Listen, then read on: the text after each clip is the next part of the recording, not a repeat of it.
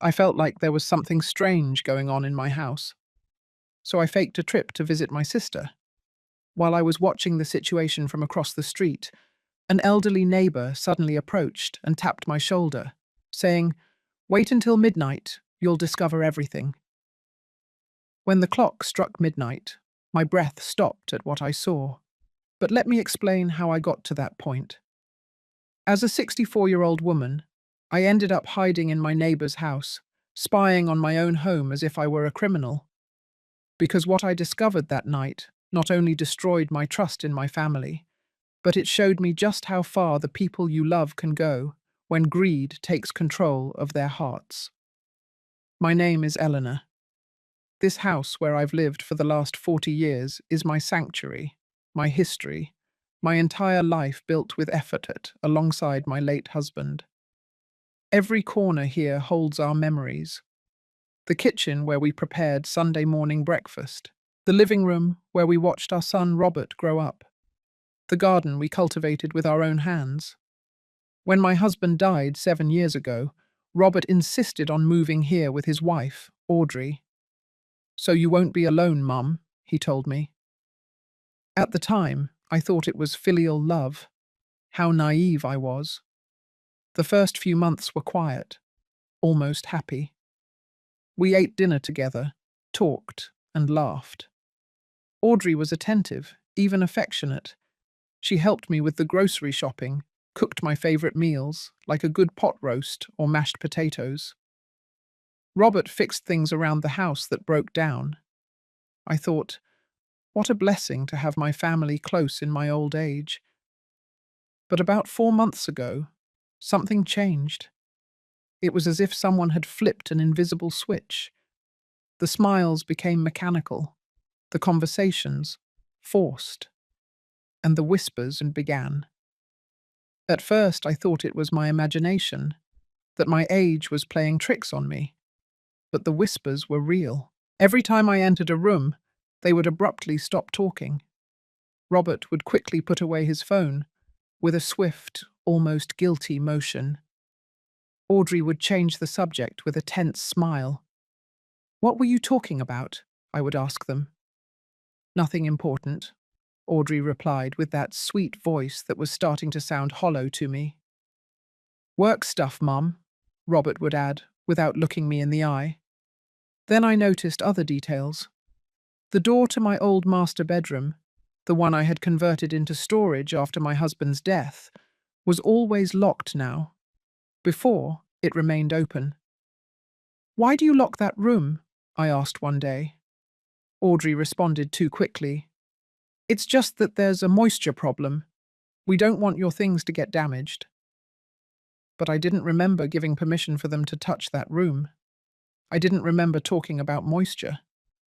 And when I walked down the hall at night, I heard strange noises coming from there. Footsteps, muffled voices, laughs that weren't my son's or my daughter-in-law's. One night, close to 11, I heard the unmistakable sound of the front door opening. I got out of bed and walked carefully to the hallway, making sure not to make a sound. From my bedroom, I could see the entrance. I saw Audrey receiving a young woman with a small suitcase. They spoke in a low voice. The woman handed something over, cash maybe, and Audrey quickly tucked it into her pants pocket. Then she guided her down the hall, precisely toward that room that supposedly had a moisture issue. I heard the sound of the key turning. The door opened. Yellow light spilled out, and then it closed again. The next morning, during breakfast, I didn't mention anything. I only observed. Audrey prepared coffee with that perfect smile that no longer fooled me. Robert was reading the news on his phone, distracted. "Did you sleep well?" I asked casually. "Very well, Mum," Robert replied without looking up. "Like babies," Audrey added. Liars. Both of them were liars. But I needed proof. I needed to know exactly what was happening in my own home before I confronted them. That same afternoon, while Audrey was out at the grocery store and Robert was at his job, I tried to open the room's door. I had my own set of keys, of course. It was my house. But when I tried to use my master key, I discovered they had changed the lock. They changed the lock on a room in my own house without telling me anything. My heart pounded hard. The rage began to boil in my chest. Who did they think they were? This was my property, my home. Every inch of this house belonged to me legally. But rage solves nothing. Rage only clouds judgment. So I took a deep breath and thought clearly. If they were hiding something, I needed to discover it without them suspecting that I knew. I needed a plan. And then it occurred to me. I would fake a trip. I would tell them I was visiting my sister in another city, like maybe Boston. I would leave them alone. And I would watch from afar what they did when they thought I wasn't around. That's when I talked to Moses, my lifelong neighbor. He lives right across the street from my house. From his window, he has a direct view of my front entrance. I told him my suspicions, and what he told me chilled my blood. Eleanor, I've noticed strange things, too, Moses told me in a low voice while pouring me some iced tea in his kitchen. Moses is 72 years old. He's a widower like me, and we've been neighbors since my husband and I built this house. He knows every corner of my life, every joy, and every sorrow. For weeks I've wanted to tell you something, but I didn't know if I should get involved. I didn't want to worry you without being sure. His hand trembled slightly as he held the cup. What have you seen, Moses? I asked him, feeling fear settle in my stomach like a cold stone. He sighed deeply before answering. I've seen people coming and going from your house at odd hours, always at night, always with suitcases or backpacks. Sometimes they are young women, sometimes couples. Never the same people. They arrive in taxis, in private cars. Audrey receives them at the door. They talk briefly, and then they go inside. The next day, early in the morning, they leave. Everything is very fast, very discreet, as if they are doing something they don't want anyone to see. His words confirmed my worst suspicions. I wasn't crazy. It wasn't my imagination. Something really was happening in my house. Something that involved strangers, money, and secrets. Why didn't you tell me sooner? I asked him, feeling a mixture of relief and anguish. Because I hoped I was wrong, Moses replied. Because I wanted to believe there was a logical explanation. Maybe friends of Robert's, I thought. Maybe family of Audrey's, who needed temporary lodging. But when I saw Audrey receiving cash at the door last week, I knew this was a business. And a business done in secret is never an honest business. He leaned forward and lowered his voice, as if someone could hear us. Eleanor, I think they are using your house for something. I don't know exactly what, but it's something they don't want you to know. That's why they wait for you to be asleep. That's why they act normal during the day. I then told him my plan. I told him I would fake the trip, that I would make them believe I would be gone for a whole week, and that I needed his help to watch my house from his window. Moses immediately accepted. You can stay here in the guest room, Shah. He offered, and from the upstairs window you can see your entrance and part of your living room perfectly. We'll see everything they do. I felt immense relief. I wasn't alone in this. I had an ally, a witness, someone who could confirm what my eyes saw, so they couldn't later say that I was confused or senile. That same night, I returned to my house and began the performance. During dinner, I casually announced, "Tomorrow I'm traveling to visit my sister for a week. I haven't seen her in months, and she's been insisting a lot." The reaction was immediate. Robert looked up from his plate with bright eyes. Audrey stopped chewing for a second and then smiled. A smile that was too wide, too enthusiastic. That's great. It will do you good to get out a bit, to change the scenery. Right, Robert? My son nodded vigorously. Yes, Mum, you deserve a break. We'll take care of the house. Don't worry about a thing. Don't worry about a thing. Those words resonated in my head with a sinister echo. The way they said it, with that barely concealed relief, with that urgency to see me leave. I continued with my act. I need you to water the plants in the garden every other day. And please keep the house tidy. You know I don't like clutter. Audrey nodded with exaggerated enthusiasm. Of course. Everything will be perfect when you return. Enjoy your trip. Perfect. They wanted me to leave. They needed me to leave. That only confirmed they were hiding something big. The next morning, I did the whole show. I took out my old suitcase, the one my husband and I used when we travelled. I filled it with clothes, toiletries, all in their sight. I called my sister loudly on the phone from the living room so they would hear. Yes, sis, I'm heading out there now. I'll get there before lunch. Of course, my sister knew about the plan. I had told her everything. She was worried too and supported me completely. Robert insisted on driving me to the bus station. That's not necessary, son. I can take a cab. But he insisted. He wanted to make sure I was really leaving. At the terminal, he walked me to the platform. He hugged me and said, Have a good trip, Mum.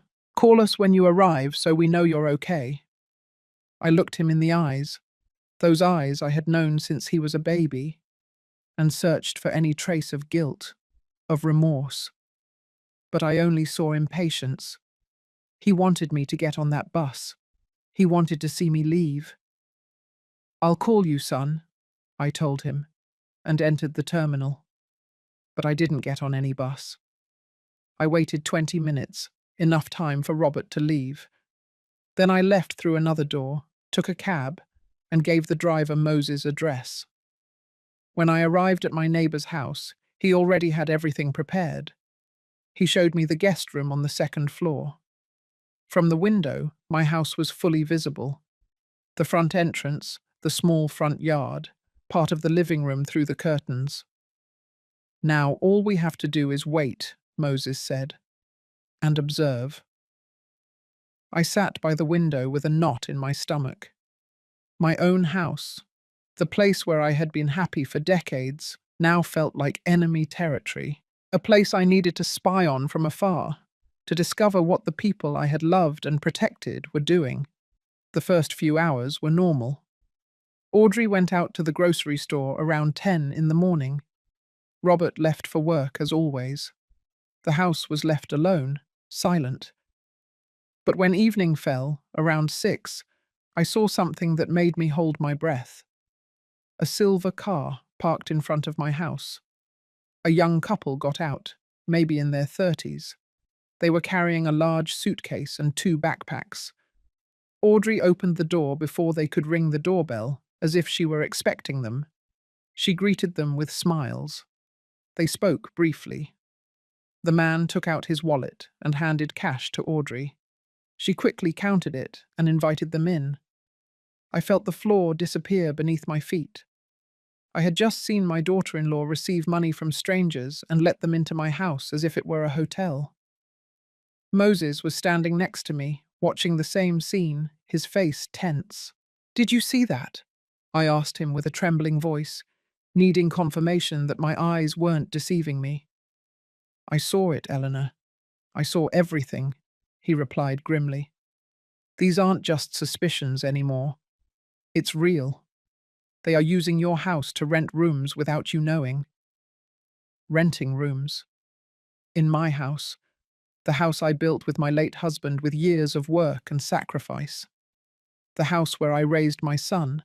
The house full of sacred memories. And they were turning it into a clandestine business behind my back. The rage I felt at that moment was like liquid fire running through my veins. I wanted to cross the street, knock on the door, and confront them in front of those strangers. But Moses put his hand on my shoulder firmly. "Wait, Eleanor. If you go now, we'll only know this. But if we wait, If we watch more, we will discover the whole truth, the complete magnitude of what they are doing. He was right. I took a deep breath, trying to calm the hurricane raging inside my chest. I sat down again by the window, my hands clenched in my lap. Over the next hour, I saw lights turning on in different rooms of my house: the living room, the kitchen, and then I saw light coming from that room. My old master bedroom, the one that supposedly had a moisture problem, the one they kept locked up. Now I understood why. There was no moisture. There were guests.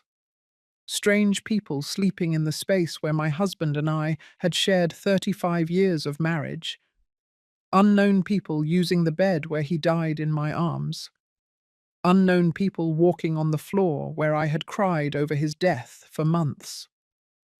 Tears began to roll down my cheeks without permission. They weren't tears of sadness. They were tears of fury, of betrayal, of a pain so deep that I felt like I would break in two. How could they? I whispered to myself. How could my own son do this to me? Moses didn't say anything. He just sat beside me in silence, respecting my pain. Outside, the night continued to fall, and my house, my home, was transforming into something unrecognizable before my eyes. Around 9 o'clock that night, Robert arrived from work. I saw him park his car, enter the house with his briefcase, as if it were a normal day, as if he wasn't participating in a monumental betrayal against his own mother. 20 minutes later, another couple arrived, younger this time, maybe 25 years old. Audrey received them with the same routine: cash, smiles, doors opening. And they entered carrying their suitcases as if they were arriving at any roadside motel. I counted mentally. There were already 2 couples inside my house. 4 strangers occupying my spaces, breathing my air, touching my things. How long do you think they've been doing this? I asked Moses. He thought for a moment before answering. From what I've observed, I would say at least 3 months, maybe 4. It started little by little. At first, it was 1 person every week, then 2. Now I see movement almost every day. 3 or 4 months. All this time, while I lived under the same roof, they were operating this secret business. Every time I went to sleep early, every time I went out to run errands, every time I visited a friend, they took advantage to receive more people, to make more money with my property. I calculated mentally. If each couple paid, say, $50 per night, and they had 2 or 3 couples every night, they were making between $100 and $150 daily. In 1 month, that added up to over $3,000. In 4 months, over $12,000. $12,000 earned illegally using my house, my electricity, my water, my gas. Without paying me a single cent. Without even having the decency to ask me if they could do it. They stole from me. My own son and daughter-in-law were stealing from me in the most vile and calculated way. The night deepened. Around 11, the lights in my house began to turn off one by one. First the living room, then the kitchen. The bedrooms remained lit for a little longer, and then they too went dark. Everything fell silent. I remained sitting by the window, unable to move, unable to fully process the dimension of what I had discovered. Moses brought me a blanket and hot tea. You should rest, Eleanor. Tomorrow there will be more to see. But I couldn't rest. I couldn't close my eyes knowing that strangers were sleeping in my house. I stayed there all night, watching, and my vigil was rewarded. At 6 in the morning, the door to my house opened. The young couple who had arrived first came out with their suitcases. A taxi was waiting for them. They left quickly, discreetly, like ghosts disappearing with the light of day. Half an hour later, the second couple did the same. By 7 in the morning, all the guests were gone. Audrey went out to the front yard with a trash bag, left it in the container, and went back inside. Everything returned to normal, as if nothing had happened, as if my house hadn't been violated all night long. Robert left the house at 8, ready to go to work. He wore his grey suit, carried his briefcase, walked with that straight posture I had taught him since he was a child. He looked like a respectable, hard-working, honest man. But I knew the truth now. I knew that behind that facade of a responsible son hid a man capable of betraying his own mother for money. A man who could look me in the eye during breakfast after having filled my house with strangers all night. During the day, I watched Audrey moving around the house. I saw her changing sheets, cleaning rooms, preparing everything for the next guests. She worked efficiently with practice. This wasn't something new for her. She had an established routine. Every move was calculated, professional. She was the brains of this operation. I was sure. Robert may have agreed. Maybe he collaborated. But Audrey was the one running everything. I could see it in the way she managed the business, in how she organized every detail.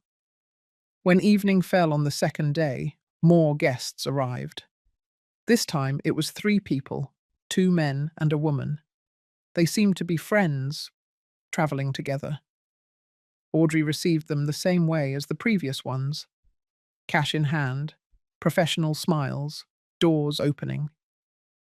And I kept watching from Moses' window, mentally documenting every movement, every transaction, every betrayal. Moses had suggested taking pictures, but I didn't want digital evidence yet. First, I needed to understand the complete operation. I needed to know if there was something else, something worse that I hadn't discovered yet. And then Moses told me something that changed everything. It was the night of the second day, close to 10, when he approached me with a serious expression. "Eleanor, there's something else you need to know. Something I've been hesitant to tell you or not." My heart sped up. "What is it, Moses?" He sat across from me, his elderly eyes full of worry. 2 weeks ago, I saw Audrey meeting a man at the corner coffee shop. It wasn't Robert. It was someone older, well-dressed, with a lawyer or doctor's briefcase. They talked for almost an hour. I was at the next table, and even though I didn't want to listen, some words reached my ears. I leaned forward, every muscle in my body tense. "What words, Moses?" He swallowed before continuing. "I heard something about documents, about mental competency, about medical evaluations, and about nursing homes." The world stopped. Those words fell on me like blocks of ice. Mental competency, medical evaluations, nursing homes. No, they couldn't be planning that.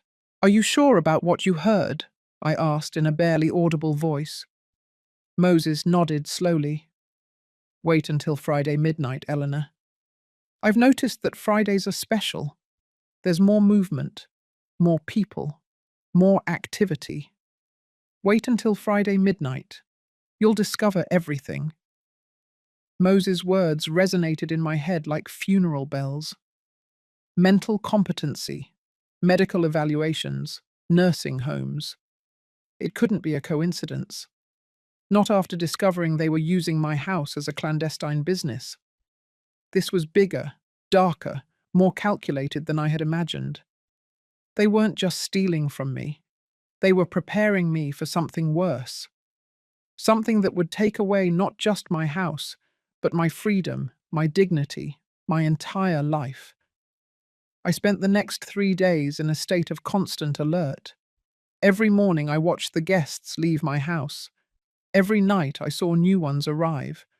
The flow was constant, almost industrial. Audrey managed everything with military precision. She had a notebook where she wrote down schedules, names, payments. I saw it once when she left it on the kitchen counter while preparing coffee. Even from a distance, I could see columns of numbers, dates, codes. This wasn't an improvised business. It was a well-planned operation, with records, a system, with months of preparation. Robert participated less visibly, but he was a full accomplice. He was the one who changed the sheets Audrey couldn't manage to wash. He bought the extra supplies they needed: soaps, toilet paper, towels. He kept the lawn impeccable to make a good impression on the guests. And every night, when he thought no one saw him, he counted the cash with Audrey at the dining room table.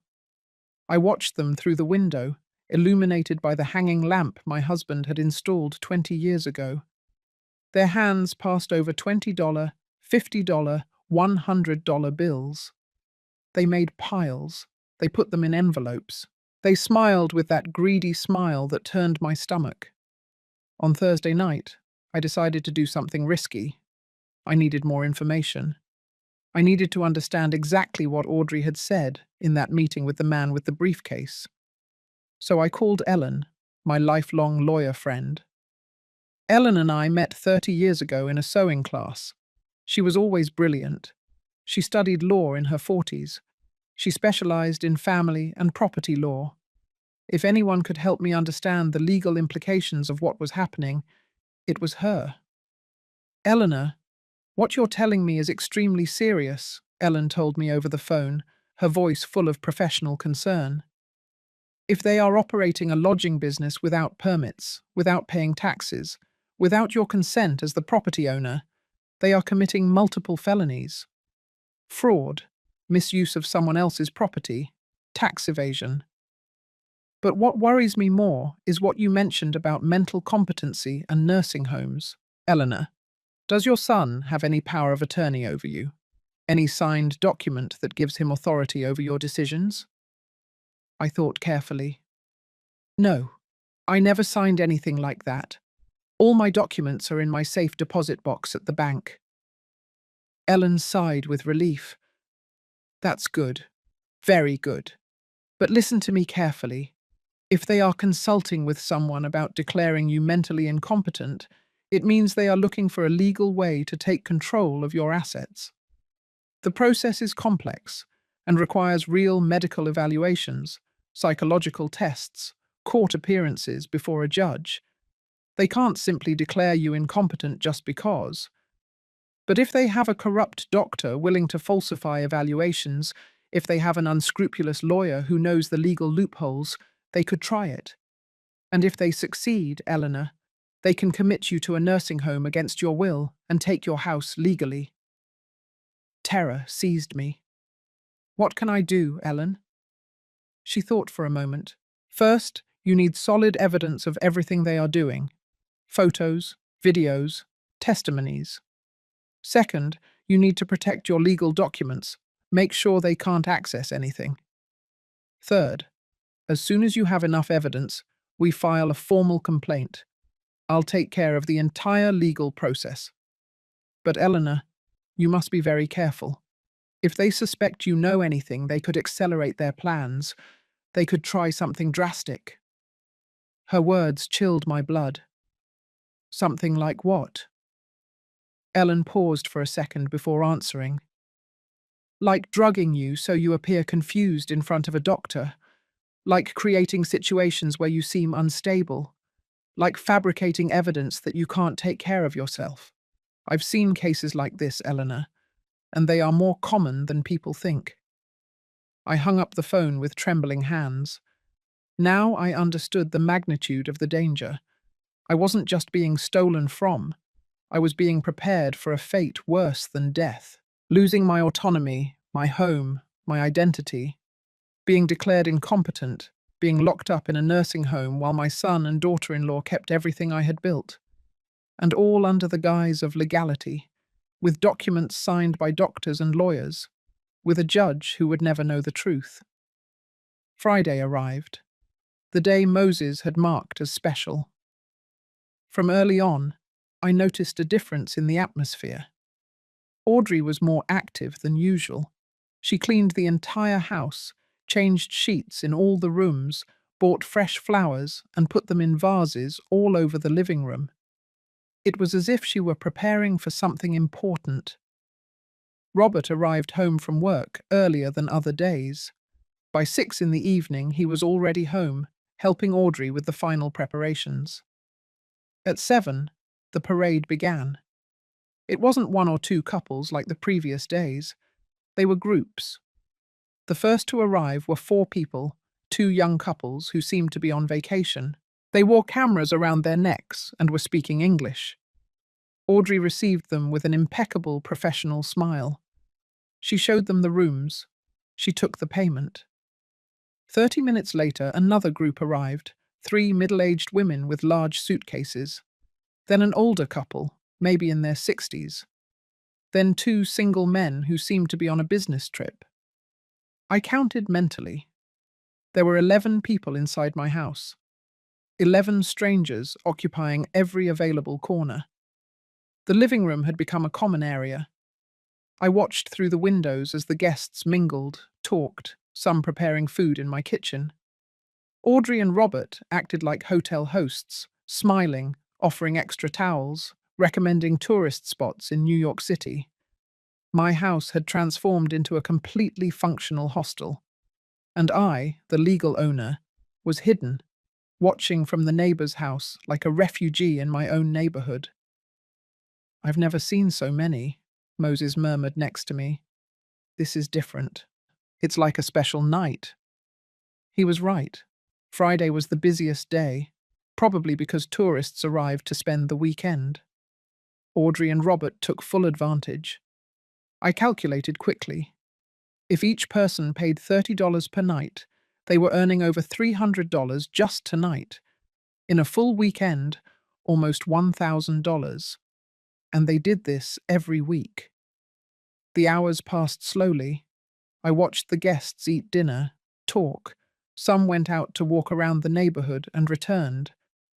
At 10 o'clock at night, the lights began to turn off gradually.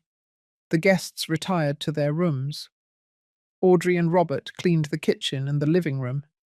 Then they too went to sleep. The house fell silent. But Moses had told me to wait until midnight, that at midnight I would discover everything. So I waited, every nerve in my body tense, my heart beating so loudly I could hear it in my ears. Moses' wall clock marked the passing of time with a constant, almost hypnotic tick-tock. 11:30, 11:40, 11:50. Every minute felt like an eternity. Moses had fallen asleep on the couch, exhausted after days of vigil with me. But I was completely awake, my eyes fixed on my house, waiting. Waiting for that something Moses had seen before, that something that would reveal the whole truth. And then, when the clock struck 12 midnight, my breath stopped. The side door of my house, the one that leads to the backyard and that we almost never use, opened slowly. A figure came out. It was Audrey, but she wasn't alone. Behind her came out a man I didn't know, a tall man, about 50 years old, dressed in dark clothing. He was carrying a briefcase in his hand. The same type of briefcase Moses had described when he saw Audrey at the coffee shop. My heart started racing. What was happening? Why was Audrey meeting this man at midnight?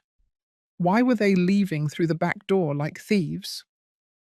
They walked toward the back of the yard, where the old shed my husband used as a workshop is. Audrey took out a key, opened the padlock, and both entered the shed. The light turned on inside. Through the shed's small window, I could see shadows moving. They were talking. They were gesturing. Audrey took something out of her purse. Papers, maybe. The man checked them with a small flashlight. Then he took something out of his briefcase. More papers. A thick folder. Audrey took them, reviewed them page by page. She nodded her head. They seemed to be reaching some kind of agreement. The meeting lasted almost 20 minutes. Finally, the man put everything back in his briefcase. Audrey turned off the shed light. They came out. But instead of returning to the house, they walked toward the back fence.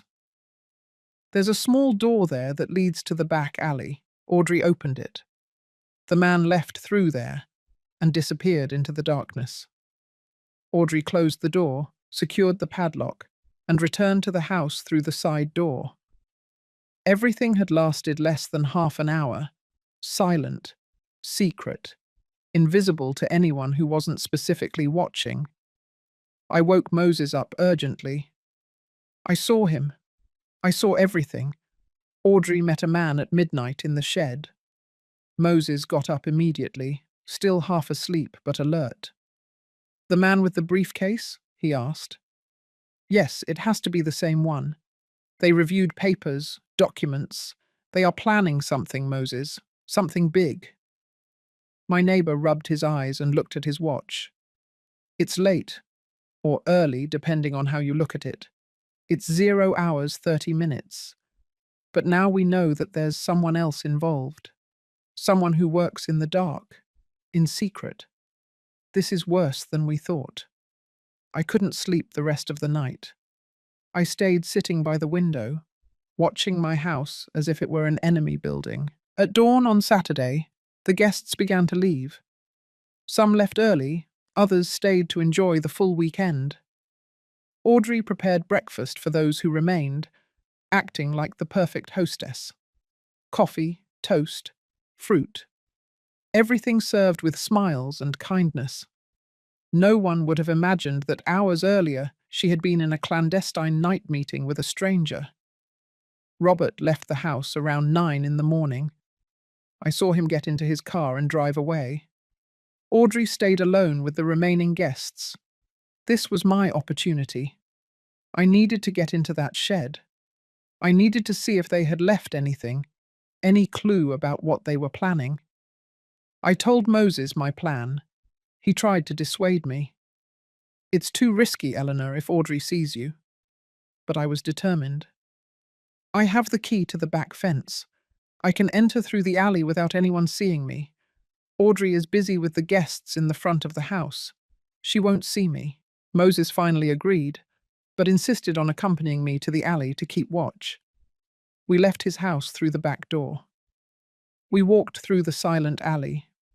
It was Saturday morning, and the neighborhood was quiet. Most people were still sleeping or eating breakfast in their homes. We reached the back door of my property. I took out my key with trembling hands. The padlock gave a soft click. I entered my own backyard like an intruder, my heart pounding against my ribs. The shed was about 20 yards from the door. I walked crouched low, hiding behind the bushes I myself had planted years ago. Every step seemed too loud, every breath too strong. Finally, I reached the shed. The door had a simple padlock, one I knew well. It was the same padlock my husband had used for years. I searched for the right key. My fingers clumsily tried 3 different keys before finding the correct one. The padlock opened. I entered the shed and closed the door behind me. Sunlight filtered through the small, dirty window, creating dusty rays in the air. The place smelled of old wood and moisture. Rusty tools hung from the walls, boxes stacked in the corners. Everything looked normal, intact. But then I saw something out of place. On my husband's old workbench, there was a metal box. It wasn't ours. I had never seen it before. It was grey, modern, with a digital lock. I approached slowly. The box was closed, but not locked. Just a simple latch that opened by pressing 2 side buttons. I tried it. Click. The box opened. And what I saw inside took my breath away. There were stacks of cash, American dollars in denominations of 20, 50, and 100. I counted quickly. There had to be at least $10,000 there, maybe more. All the money they had earned with their illegal business for months. But that wasn't the worst part.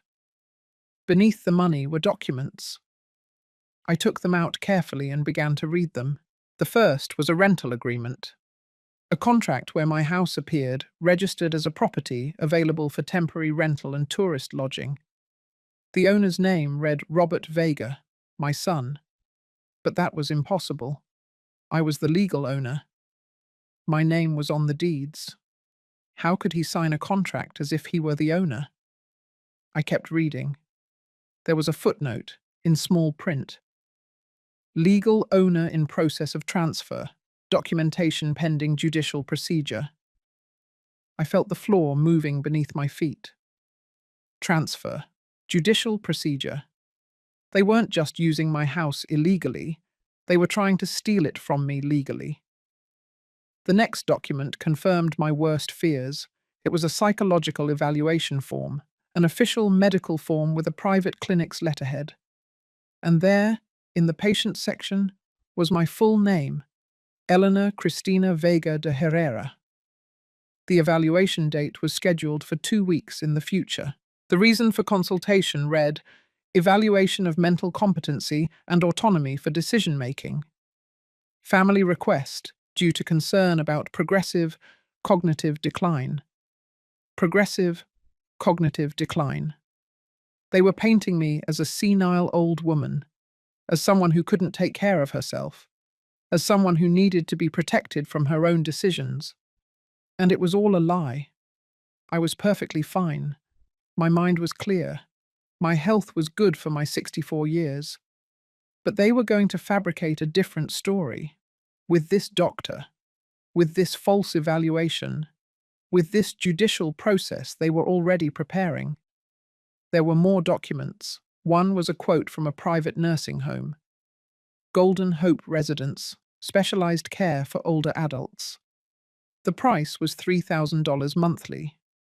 There were yellow highlighter marks on the section that read, Private rooms with 24-hour security. Special program for patients with dementia and cognitive decline. They were looking for a prison for me. An expensive and legal prison where they would lock me up while they enjoyed my house and my money. The last document was the most chilling. It was a broad power of attorney, a legal document that would give Robert total control over all my properties, bank accounts, and medical decisions. It was prepared, printed, ready to be signed. Only my signature was missing. And next to the document was a handwritten note in Audrey's handwriting. Dr. Lisandro confirms he can administer a mild sedative during the appointment. Signature will be obtained during a state of induced confusion. Witnesses already coordinated. Additional cost, $5,000. My hands were shaking so much I almost dropped the papers. They were going to drug me. They were going to take me to a corrupt doctor, give me some medication that would confuse me, and make me sign that power of attorney without understanding what I was doing, with paid witnesses who would say that I was in full control of my faculties. Everything legal on paper, everything false in reality. And once they had that power of attorney, they could do whatever they wanted with me. Sell my house, empty my accounts, lock me up in that nursing home. And I would have no way to defend myself because legally I would no longer have control over anything. I heard voices outside. I froze. It was Audrey talking to someone. One of the guests, probably. They were close. Too close. I quickly took out my phone and took pictures of all the documents. Every page, every note, every detail.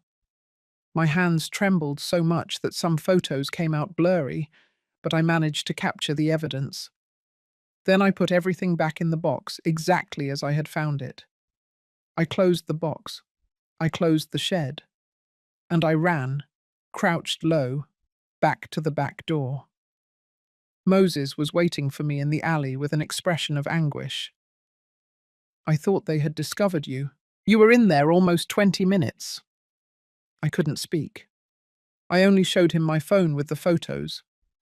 He looked at the screen, swiped image after image, and his face grew paler and paler. My God, Eleanor, this is This is a complete criminal scheme. They aren't just stealing from you, they are systematically destroying you. I nodded, tears I could no longer hold back rolling down my cheeks. I need to call Ellen. I need to do something now. I can't wait any longer. We returned to Moses' house. With trembling hands, I dialed my lawyer friend's number. It was early Saturday, but Ellen answered on the third ring. Eleanor, what happened? I told her everything. The photos, the documents, the complete plan. Ellen remained silent for a long moment after I finished. Then she spoke with a professional, controlled voice, but full of contained fury. Eleanor, this is planned kidnapping, document fraud, conspiracy to commit several serious crimes. With the evidence you have, we can stop them. But you need to act fast. If that medical appointment is in 2 weeks, it means they are going to accelerate everything soon. What should I do? I asked. Ellen took a deep breath. First, don't return to that house yet. Stay where you are safe. Second, tomorrow, Sunday, I need you to come to my office. We will bring in a trusted notary. We will make legal documents to protect your assets immediately. Third, on Monday, we will file a formal complaint with all this evidence. And fourth, she paused. Fourth, we are going to set a trap for them. A trap? I repeated Ellen's words, not fully understanding. My mind was still processing everything I had discovered in the shed. The false documents, the plan to drug me, the nursing home already quoted. Everything was too much, too dark, too calculated. Yes, Eleanor, a trap, Ellen confirmed firmly. They think you don't know anything. They think you are still traveling, trusting and naive. That is your advantage. You have evidence that they don't know you possess. Now we are going to use it strategically to ensure they face full legal consequences. We don't just want to stop them. We want them to pay for every part of their criminal plan. On Sunday morning, Moses drove me in his car to Ellen's office in Los Angeles. She was waiting for me with another man, the notary she had mentioned. His name was Henry. He was about 50 years old, with a serious but kind face. Mrs. Vega, I am very sorry for what you are going through, he told me while shaking my hand. But I want you to know that we are going to protect your assets completely.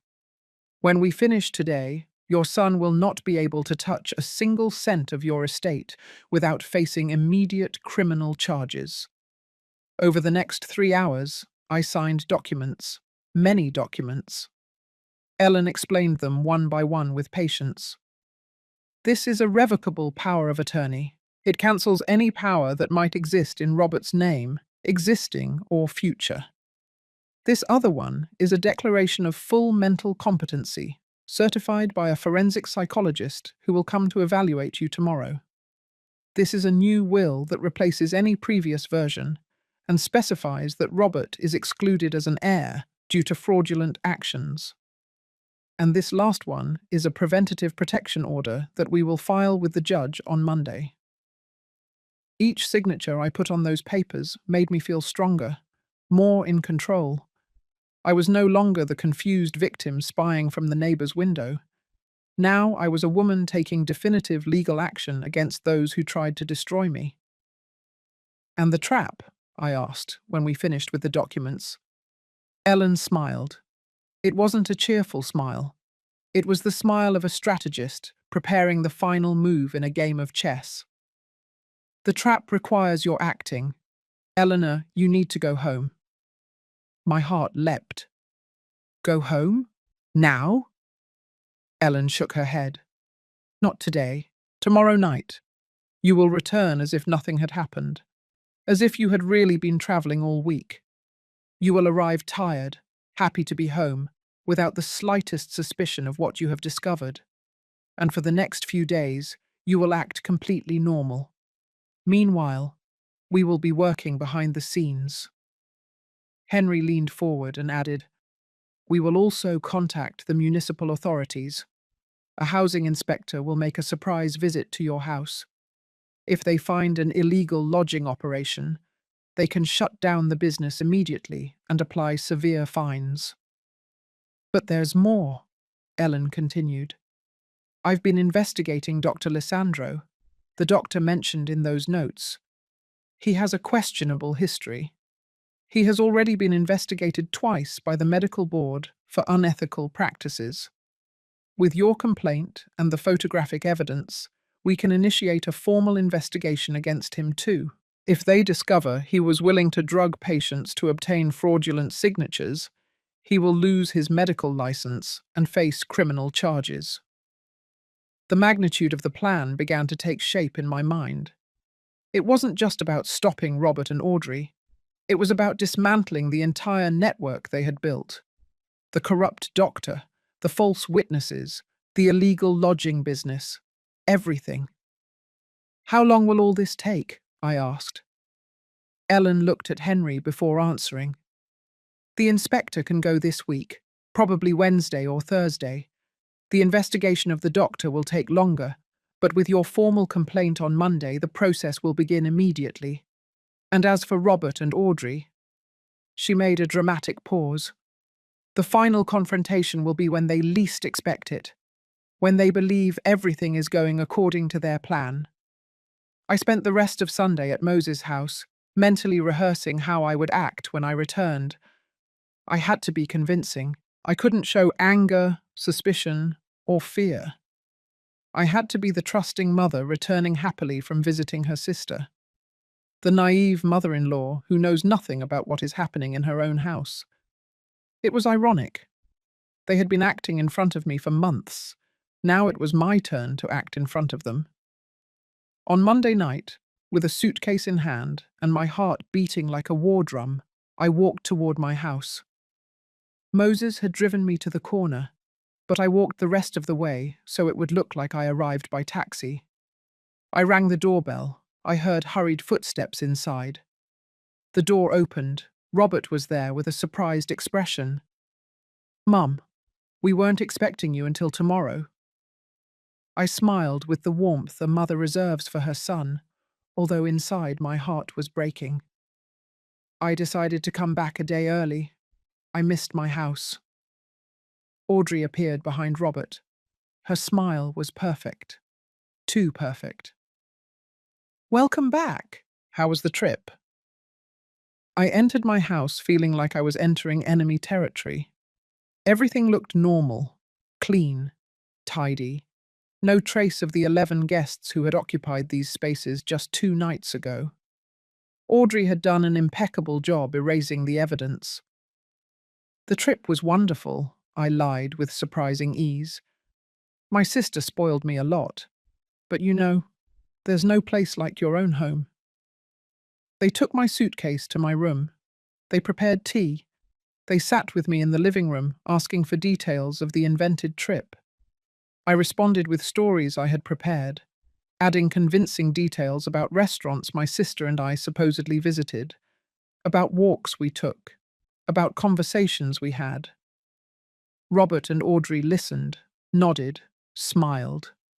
But I could see something behind their eyes. Relief. Relief that I had returned without suspicion. Relief that their secret remained intact. "The house looks very nice," I commented, looking around. "You took care of it perfectly," Audrey responded quickly, perhaps too quickly. "Of course. We cleaned everything, watered the garden, everything as you asked." I took a sip of tea and added casually, "It even smells different, like new cleaner." I saw a micro flash of panic in Audrey's eyes. "Oh yes, we did a deep cleaning. We wanted everything to be perfect for your return." Liar. She had cleaned to erase the traces of dozens of strangers who had occupied my home. That night I slept in my own bed for the first time in a week, but I didn't really sleep. I stayed awake, listening. Around 11, I heard muffled voices coming from Robert and Audrey's room. They were talking in urgent whispers. I got up silently and walked barefoot to their door. It was slightly ajar. I pressed my ear against the crack. "Do you think she suspects anything?" Robert asked in a tense voice. "No, she doesn't suspect anything," Audrey replied confidently. "She's the same as always. Gullible. Trusting. The plan is still on." "And Dr. Lissandro?" Robert asked. "Everything is already coordinated," Audrey confirmed. "The appointment is next Friday. We'll give her the sedative in her breakfast. We'll say we're taking her for a routine checkup. By the time she realizes what she signed, it will be too late. The power of attorney will be registered, and we will have complete control." There was a silence. Then Robert spoke in a voice I barely recognized as my son's. "And after that?" Audrey replied coldly. "After that, we commit her. We already have the place. Golden Hope Residence accepts patients with cognitive decline. We'll visit her once a month to keep up appearances. And in the meantime, this house will be completely ours. Completely ours." Those words pierced me like knives. I returned to my room in silence, with silent tears rolling down my face. But they weren't tears of defeat. They were tears of pure rage and steel determination. They had sealed their fate. I had just heard the complete confession, and even though I hadn't recorded it, I now knew every detail of their plan, including the exact date. Next Friday. I had less than a week to execute the perfect countertrap. On Tuesday morning, I acted as if nothing had happened. I made coffee, prepared breakfast, and chatted with Robert and Audrey about trivialities. They were also acting. We were all actors in this macabre play, where each one knew a different script. But I had an advantage. I knew they were acting. They didn't know I was doing it too. As soon as Robert left for work and Audrey went out to the grocery store, I called Ellen from my room with the door closed. I told her word for word what I had heard the night before. "Perfect," she said with satisfaction. "Friday is the appointment with the corrupt doctor. That gives us time. The municipal inspector will visit your house on Thursday. It's better that it is before they try to drug you." "Do you think they will receive guests this week?" I thought for a moment. "Probably Thursday and Friday night. They always have more movement on those days." Ellen paused thoughtfully. "Then we will coordinate the inspector's visit for Thursday night, when the house is full of living evidence." Over the next 2 days, I maintained my perfect performance. I acted like the sweet, trusting grandmother. I asked Audrey if she needed help with anything. I offered Robert his favorite cookies that I baked specially. They seemed relaxed, convinced that their plan remained intact. On Wednesday night, Audrey even showed me a brochure. "I found this health center that offers preventive checkups for people your age, Mum. How about I take you on Friday? It's free for seniors." Free. Liar. They were going to pay $5,000 for that checkup. I feigned genuine interest. "A checkup? Well, that wouldn't be bad. I haven't been to the doctor in a while." Audrey smiled with relief. "Excellent. I've already made the appointment for 10 in the morning on Friday. I'll go with you." I nodded sweetly while inside my blood was boiling. She was closing the trap without knowing that I had already closed a bigger trap around her. On Thursday afternoon, while Audrey and Robert were preparing the house for the night's guests, my phone vibrated.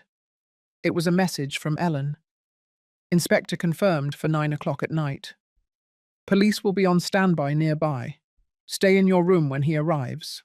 We'll take care of everything." My heart started beating faster. Tonight. Tonight their world would begin to crumble. As expected, the guests began to arrive around 7 o'clock that night. First, a young couple with large backpacks, then 3 women who seemed to be on a girls' trip, then a lone businessman with a briefcase and small suitcase. By 8:30, There were 7 strangers also occupying my house. Audrey played her role as the expert hostess. Robert helped with the bags. He showed them the rooms. He smiled professionally. I was in my room, supposedly reading, but in reality, I was waiting, watching the clock. Every minute felt like an hour. 8:40, 8:50, 5 minutes to 9. And then I heard the sound I had been waiting for. The doorbell. Firm. Authoritative. It wasn't the doorbell of an expected guest. It was the doorbell of someone with authority. I heard hurried footsteps. Robert's voice asking who it was from inside, and then a strong male voice from outside. "Municipal Inspector, open the door, please." Silence. A heavy, dense silence, then the sound of the door opening slowly. "Inspector, is there a problem?" Robert asked in a voice that tried to sound calm but failed. "We received an anonymous complaint about an illegal lodging operation at this address. I need to inspect the property." "There must be a mistake," I heard Audrey's voice, more high-pitched than normal. "This is a private residence. We don't operate any business." The inspector replied with a professional but inflexible tone. "Then you won't mind if I verify. I have an inspection order signed by the municipal judge.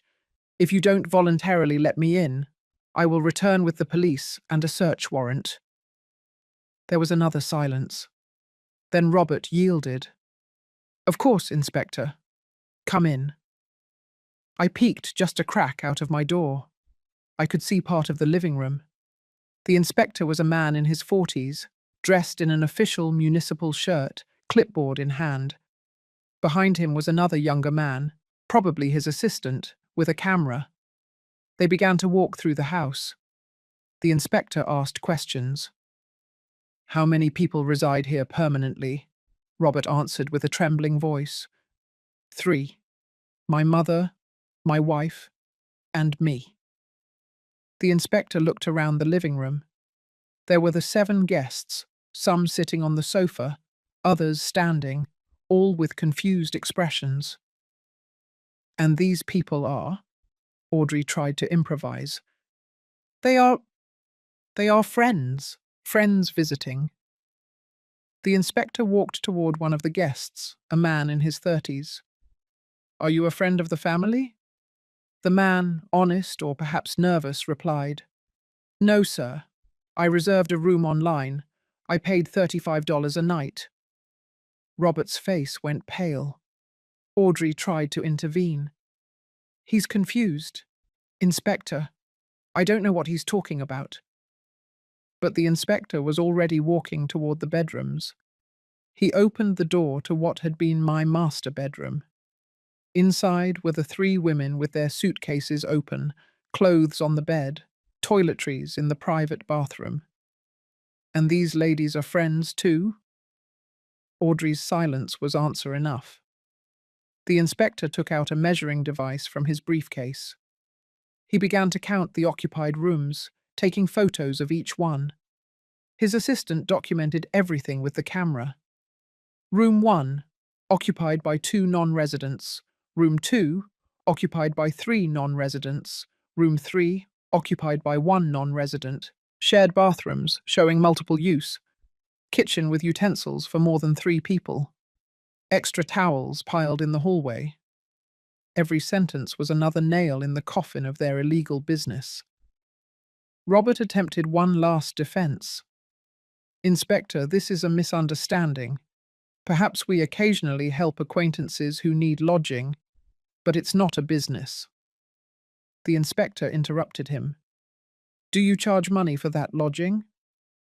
Robert hesitated. "Well, sometimes we receive a voluntary contribution for expenses." The inspector shook his head.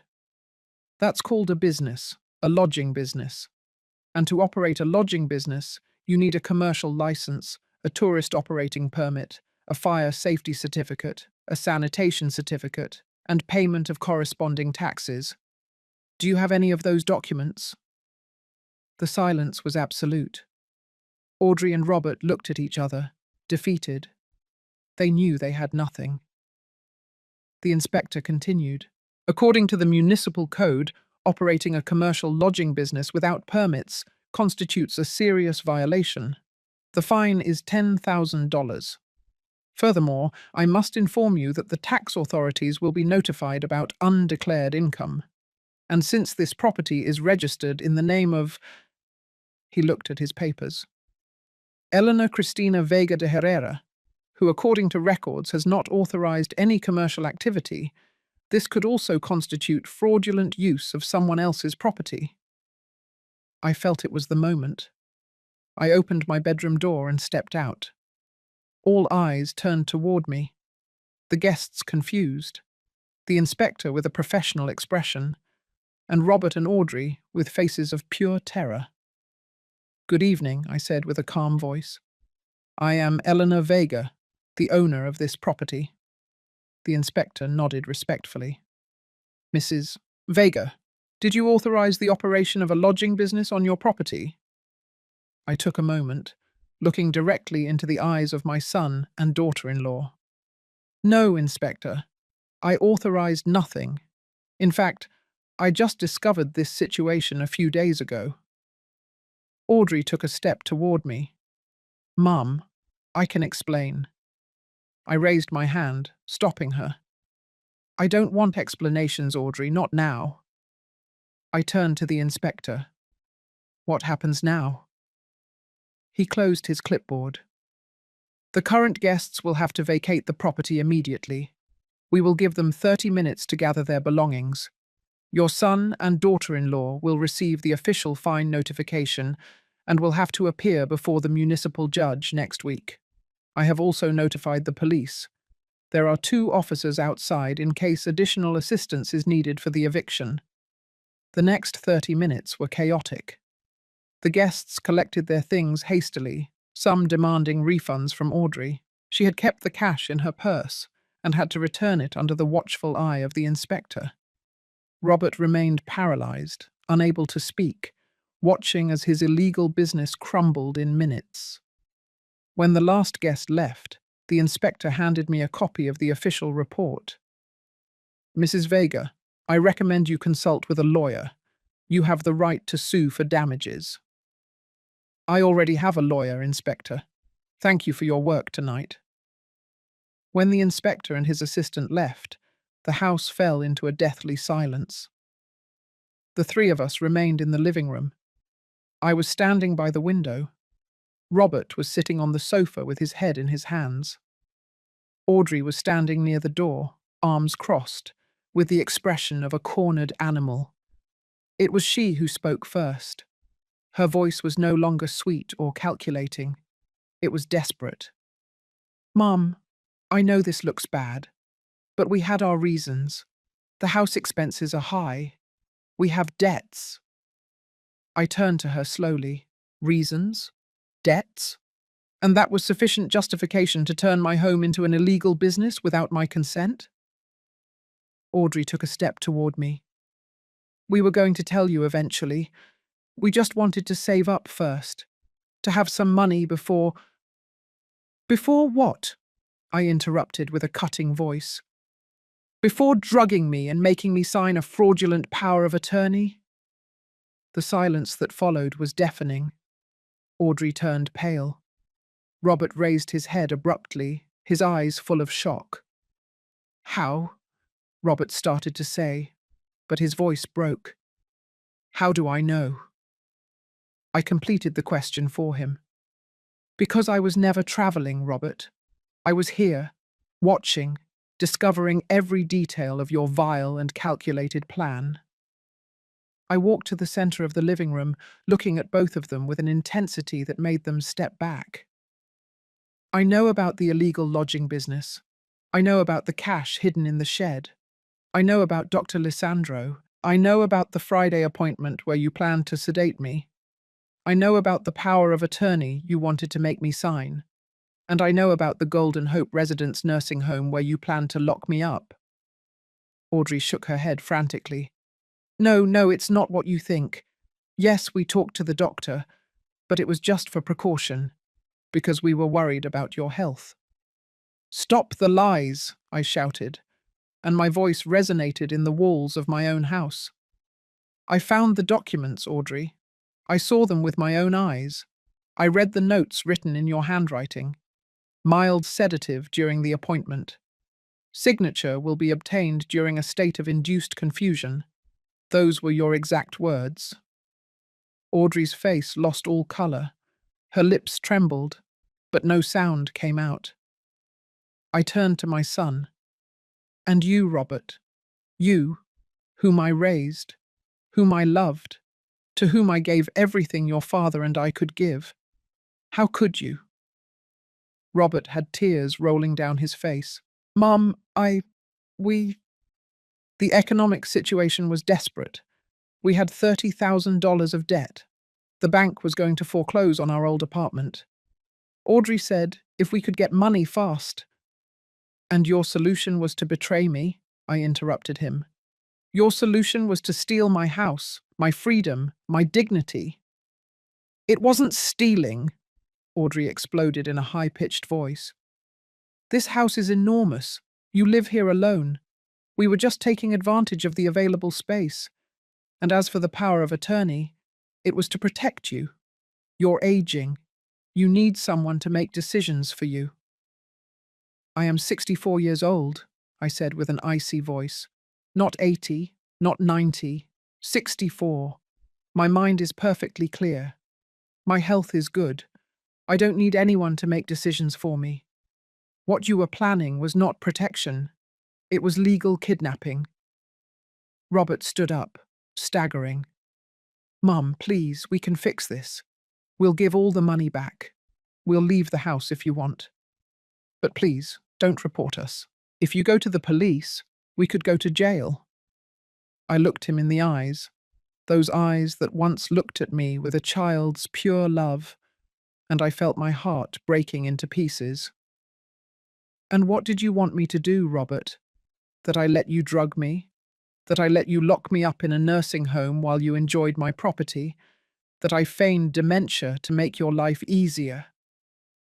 It wasn't going to go that far, Robert murmured. Audrey was just exploring options, but I never would have. I heard your conversation last night, I interrupted him again. I heard you planning exactly that. I heard you saying you would visit me once a month to keep up appearances. I heard you turn me into a formality, into an obstacle that had to be managed. Robert collapsed back onto the sofa, sobbing. Audrey remained petrified, her mask of the perfect daughter-in-law finally completely destroyed. I took a deep breath, trying to maintain my composure. Tomorrow is Friday. You had planned to take me to Dr. Lisandro at 10 o'clock in the morning. Obviously, that is not going to happen. What is going to happen is this. You are going to pack your things and you are going to leave my house. You have until tomorrow at noon. Audrey reacted immediately. Evict us? Where are we going to go? You should have thought about that before you betrayed me, I replied without emotion. You have family, you have friends. Figure it out. Mom, please, Robert pleaded. We can't leave like this. We don't have money for a rental deposit. We have nothing. You have $10,000 in the box in the shed, I pointed out. The money you earned illegally with my property. You can use it for your deposit, although you will probably need to save it to pay the municipal fine and lawyer's fees. Audrey turned to me with blazing eyes. There were no longer pleas in her voice, only venom. You know what? Fine. We will leave your precious house. But don't think this ends here. We will get a lawyer. We will fight the fine. And we will sue for wrongful eviction. I smiled without humour. Go ahead, Audrey. Get a lawyer. But I warn you that my lawyer is very good. And she has photographic evidence of every fraudulent document, every criminal plan, every detail of your illegal operation. She has photos of the hidden cash, the false contracts, the notes about drugging me. Do you really want to go to court with that? Audrey's face fell apart. She finally understood that she was completely defeated, that I had played the game better, that while they were planning to destroy me, I was 2 steps ahead. "There is something else you need to know," I continued. "My lawyer has already filed documents revoking any power of attorney that might exist in my name. She filed a declaration of full mental competency certified by a forensic psychologist. And she filed a new will where Robert is specifically excluded as an heir due to his fraudulent actions." Robert raised his head abruptly. "You disinherited me." His voice was a mixture of shock and pain. "What did you expect?" I replied with a tired voice. "That I would reward you for trying to destroy me?" The rest of the night was tense and silent. Robert and Audrey locked themselves in their room. I sat in the living room, exhausted but relieved. Around midnight, I heard sounds of suitcases being dragged. They were packing. Reality had finally penetrated their heads. The next morning, Friday, I woke up early. I made coffee just for myself. I sat by the window watching the sunrise over the garden that my husband and I had cultivated together. At 9 in the morning, Robert and Audrey came down with 4 large suitcases. They didn't look at me. They loaded everything into their car in silence. Robert returned one last time. He left the house keys on the entrance table. For a moment, I thought he would say something, maybe an apology, maybe a final plea. But he only looked at me with empty eyes and left. I heard his car engine start. I heard the tires on the pavement driving away, and then silence. My house was empty. I was alone. I remained seated in the living room for a long time after they left. The house felt different, bigger, quieter, but also more mine than ever. I walked through every room slowly, reclaiming every space that had been violated by strangers. I opened the windows to let in fresh air. I stripped the sheets from all the beds that had been used by the guests. I would take them to be washed, but I honestly considered burning them. Some memories don't deserve to be preserved. Around noon, Moses knocked on my door. He brought a hot turkey chili he had prepared. "I thought you might not be up for cooking today," he said with that kindness that only true friends possess. We sat down to eat together in my kitchen. I told him everything that had happened the night before. The inspector's arrival, the confrontation, the expulsion of Robert and Audrey. Moses listened in silence, nodding occasionally. When I finished, he placed his wrinkled hand on mine. "You did the right thing, Eleanor. The painful thing, but the right thing." "Why does it feel so awful then?" I asked with a broken voice. "Because it was your son," Moses replied with the wisdom of his 72 years. "Because a mother's love doesn't simply go out just because the son betrays. It hurts precisely because you loved. If you didn't love, it wouldn't hurt." He was right. That night I cried. I cried for the son I thought I had and who maybe never really existed. I cried for the family I thought I had built. I cried for the betrayal, for the greed that had corrupted my own blood. But I also cried out of relief, because I had survived, because I had won, because I was still the owner of my life, my mind, and my home. The following Monday, Ellen called me with news. "Eleanor, the complaint against Dr. Lisandro has been accepted. The medical board initiated a formal investigation. I also contacted the district attorney with all the evidence of conspiracy to commit fraud. They are considering filing criminal charges against Audrey and Robert." I felt a knot in my stomach. Criminal charges. Jail. Ellen paused. "It's possible. Planned fraud. Conspiracy to deprive an elder of their freedom. Falsification of documents. The charges are serious. But Eleanor, you have the final say. If you don't want to proceed with the criminal case, we can limit ourselves to the civil one. I thought for a long time. Part of me wanted them to pay completely for what they tried to do to me. But another part, that part that was still a mother, couldn't bear the thought of my son in jail. Ellen, proceed with everything related to Dr. Lisandro.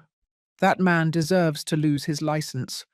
But with Robert and Audrey, give me time to think. Ellen understood. You have a month before the window to file criminal charges closes. Think about it carefully. 2 weeks later, I received a letter. It was from Robert. The envelope was crumpled, as if it had been written and rewritten several times. With trembling hands, I opened it. The handwriting was my son's, but the words were those of a broken man. Mum, I know I don't deserve your forgiveness. I know what I did was unforgivable. I have no excuses. Greed blinded me. Audrey convinced me it was the only solution to our problems. But I was weak. I allowed it to happen. I participated. And now I live every day with the burden of knowing that I betrayed the person who loved me most in this world. The letter continued. We broke up, Audrey and I. I couldn't stay with someone capable of planning something so vile. I moved alone into a small apartment. I lost my job when the scandal became public. I'm working construction now, paying off the debts little by little. I'm not writing to ask for forgiveness. I don't deserve it. I just wanted you to know that I'm sorry, that if I could go back in time, I would change everything, that the memory of what I did to you haunts me every night. The letter ended simply. I loved you. I love you. And I regret having lost you, your son who no longer deserves to be called that. Robert. I cried as I read those words. Part of me wanted to tear up the letter and forget. But another part, that maternal part Moses had mentioned, felt my son's pain. It didn't justify his actions. It would never justify them. But it was real pain, real repentance. Or at least I wanted to believe it was. I put the letter in a drawer. I wasn't ready to answer. Maybe I never would be. But I couldn't throw it away either. A month later, I had to make the decision about the criminal charges. I sat down with Ellen in her office. If I proceed with the charges, what would happen? I asked. She was honest with me. Probably 2 to 5 years in jail for both of them. Audrey more time because she was the main architect of the plan. Robert perhaps less if he cooperates. They would have permanent criminal records. Difficulty finding work in the future. Basically, their lives would be marked forever. I took a deep breath. And if I don't proceed? Ellen leaned forward. The municipal fine is still standing. They will have to pay it. Dr. Lisandro will lose his license regardless of what you decide about Robert and Audrey. And civilly, they are already legally prevented from coming near you or your property. I closed my eyes. I thought about my husband, what he would have wanted. I thought about the boy Robert once was, before greed corrupted him. I thought about the kind of person I wanted to be at the end of my life. I will not file criminal charges, I said finally. Ellen nodded without judgment. Are you sure? No, I admitted. But it is what I can live with. They will have to live with what they did. That is enough of a prison. Ellen smiled faintly. You are more generous than they deserve, Eleanor. 6 months have passed since that night when the inspector knocked on my door. The house is truly mine again now. I hired a professional cleaning company that eliminated all traces of the guests. I painted the walls new colours. I donated the furniture that had been used by strangers and bought new pieces. I converted my old master bedroom into an art studio. I always wanted to paint, and now I have the time and peace to do it. Moses is still my neighbor and my best friend. We eat dinner together twice a week. He helped me install a security system in the house, not because I am afraid, but because I now value my privacy more than ever. Ellen became more than my lawyer. She is my confidant, my legal protector, my friend. I made sure to update my will, leaving something to her for everything she did. And Robert? I haven't heard from him directly since that letter. But through mutual acquaintances, I know he is still working in construction, that he is slowly paying his debts, that he lives alone. There are days when I think about answering his letter. There are days when I think about calling him. But then I remember the box in the shed, the documents about drugging me, the conversations about locking me in a nursing home, and the wound bleeds again. Maybe someday I can forgive, not forget. I will never be able to forget, but maybe forgive. My therapist says that forgiveness is not for the person who hurt you, it is for yourself. To free yourself from the weight of hatred. I'm working on that. Slowly, painfully, but working. One afternoon, while painting in my new studio, Moses came to visit me. He stood looking at my work in progress. A garden full of flowers of all colours except cold tones. "It's beautiful," he commented. "Thank you," I replied. "It's my way of healing. Each brushstroke is a piece of my life that I reclaim." He smiled. "You know what?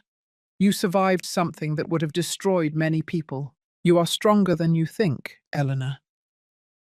That night, as I prepared for sleep in my quiet but safe house, I thought about everything that had happened. The fake trip, the nights spying from Moses' window, the shed and its secrets, the midnight when my breath stopped at seeing the complete truth, the confrontation, the victory, the pain, the loneliness that came after. I looked at myself in the mirror. I saw a 64-year-old woman with more wrinkles than before, with sadder but also wiser eyes. I saw a survivor. I saw someone who had been betrayed by the one she loved most and yet was still standing. I realized that night that love can be the perfect disguise for a trap, I whispered to my reflection. But I also learned that self-love is the strongest shield against any betrayal. I turned off the light and lay down in my bed, in my house, under my roof. Alone, yes. Hurt, of course. But free. Owner of my destiny. And that, after everything I had lived through, was enough.